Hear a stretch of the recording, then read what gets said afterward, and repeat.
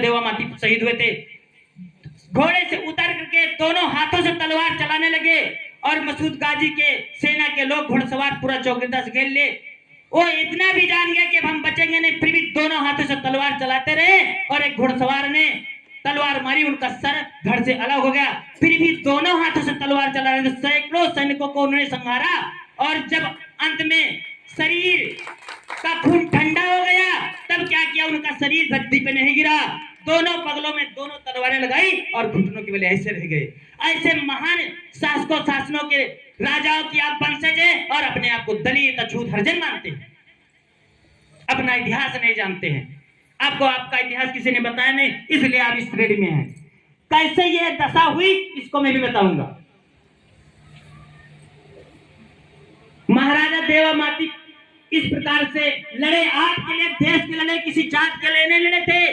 पारसी समाज के लोगों ने हमेशा बाहर से जितने आक्रांत आए सबके लिए लड़े, कभी घुटने नहीं टेके, कभी किसी के संग नहीं की। पारसियों के अंदर खून में ये है, आज भी आप पहनने पता कर लीजिए, सबका पॉजिटिव आएगा, नेगेटिव किसी का नहीं चाहिए। पॉजिटिव चाहे भी पॉजिटिव जो भी है पॉजिटिव आएगा। आपका गोत्र कश्यप है, आप नागवंशी क्षत्रिय हैं, सभी लोग जान लीजिए आपका गोत्र कश्यप है, सबसे ऊंचा गोत्र है और आप नागवंशी क्षत्रिय हैं। पहले नागवंश से जाने जाते थे, फिर जब कुषाणों को चीन में प्रसन्नचित्त राजा ने कुषाणु यहाँ लड़ने आए उनको खरीदा तो शिव जी की लाट को धारण करके कुषाणों से लड़े तो भारसियों कहलाए, भारसियों से भर हो गए और भर से पासी हो गए। बहुत पुराना, आपका सदियों पुराना इतिहास है और आप लोग अपने आप को दलित अछूत हरिजन मानते हो। जब महाराजा गंगा बख्श रावत के ऊपर चढ़ाई की 27 तारीख से लेकर के 28, 29 3 दिन युद्ध चला। तीसरे दिन महाराजा गंगा बख्श रावत और उनकी सेना ने, उनके सुपुत्र रणजीत ने, तीसरे दिन अंग्रेजों ने फाटक, पूरब का फाटक तोड़ करके अंदर घुसे और किले के बुर्ज पर रणजीत सिंह तीर लिए, धनुष लिए थे, उन्होंने साला लगाया और इंडरटोन के गले में मारा। वही इंडरटोन धराशायी हुआ, अंग्रेजी सेना में भसड़ मची और पासी सेना नायकों ने, सैनिकों ने अंग्रेजी सेना को एकदम कत्ले आम कर दिया तीर तलवार भाला से।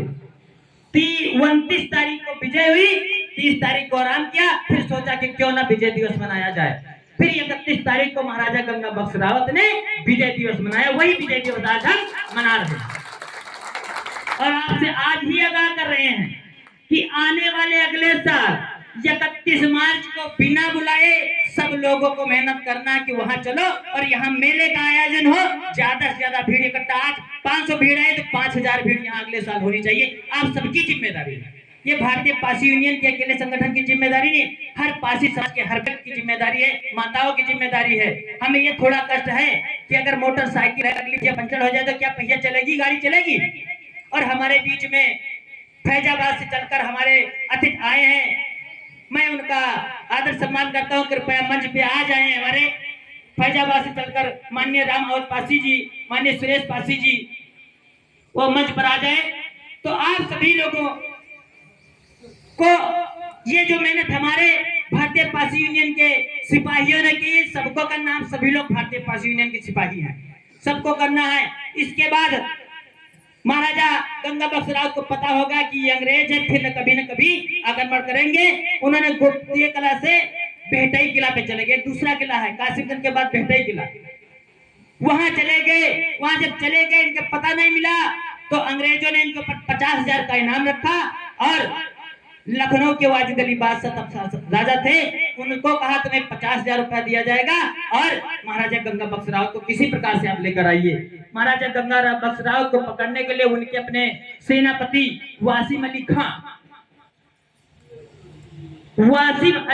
को उन्होंने भेजा और उन्हें कहा कि राजा साहब आपको मित्रवत बुला रहे हैं, दुश्मनी से नहीं, कोई आपसे कुछ बदसलूकी नहीं की जाएगी, आपके साथ दुश्मनी नहीं अदा की जाएगी, आपको सादर सम्मान राजा साहब ने बुलाया है।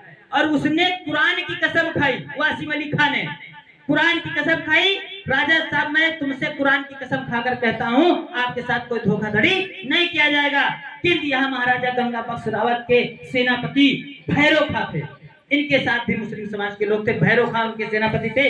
उन्होंने कहा भैरव खान ने कि राजा साहब इनकी बातों में मत आइए, इनकी कसम को मत मानिए, ये कसम झूठी खा रहे हैं। राजा साहब ने कहा नहीं, मैं कुरान को पवित्र मानता हूँ और कुरान के कसम खा रहे, कभी उसको हम झूठा साबित नहीं करेंगे। राजा साहब के साथ धोखा हुआ, वो चलने के लिए तैयार हो गए। जब चले, गुप्तचर विभाग से वासिम अली खान ने अंग्रेजों को इतला कर दिया और जहां आज सरकटा नाला बताया जाता है वहीं पर महाराजा गंगा बख्शराज और कुंवर रणजीत सिंह को घेर लिया गया और बंदी बना लिया गया। उसके बाद में उन्हें फांसी दे देगी, सर कलम कर दिया गया। ऐसे आपके पासी समाज के राजा रहे जो आखिरी राजा थे महाराजा गंगा बख्शरावत, और उनके लिए आज उनके सम्मान में हम सब लोग यहाँ इकट्ठा हुए हैं। हम सभी लोगों ने मेहनत की उनको याद करने के लिए, उनकी याद दिलाने के लिए आप लोगों को यहाँ बुलाया है कि आप सब लोग यहाँ पर आइए, देखिए आपका कैसा इतिहास था।